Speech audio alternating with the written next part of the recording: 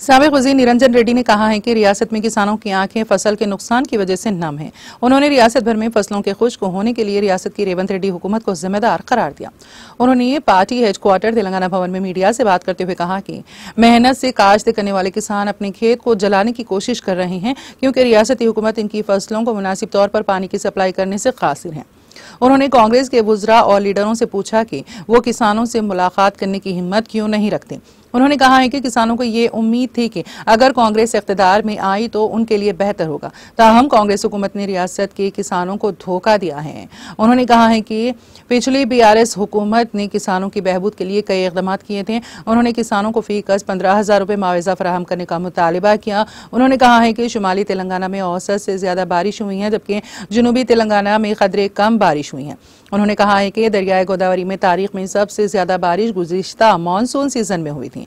सैलाब की वजह से मेडीगड्डा बैरेज के 2 या 3 सुतूनों को नुकसान पहुंचा। उन्होंने कहा कि यह कुदरत की तरफ से लाई गई खुश्क साली नहीं है, बल्कि कांग्रेस की तरफ से लाई गई खुश्क साली है। उन्होंने बरहमी का इजहार किया है कि कांग्रेस हुकूमत काम नहीं कर पा रही है और बेजा इल्जामात लगा रही है।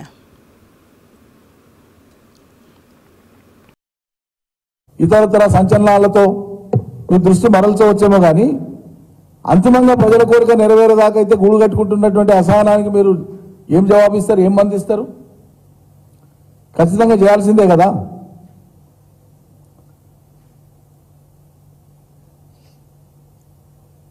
కాబట్టి 50-60 ఏళ్ల కాలం ఉమ్మడి ఆంధ్రప్రదేశ్లో కరువుకు కేర్ ఆఫ్ అడ్రస్గా కాంగ్రెస్ పాలన సాగింది.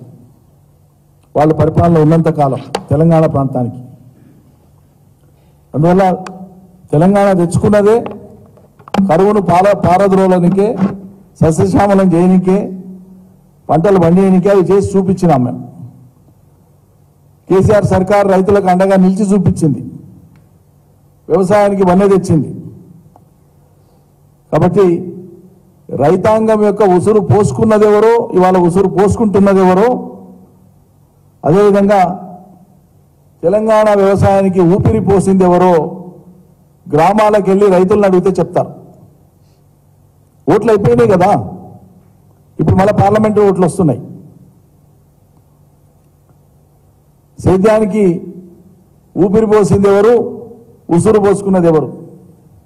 ఇదే ప్రశ్నతో ప్రజల్ని పోయి అడగని చెప్తారు. కళ్ళకు కనిపిస్తలేదా రైతులు ఏడ్చుకుంటూ రోధిస్తూ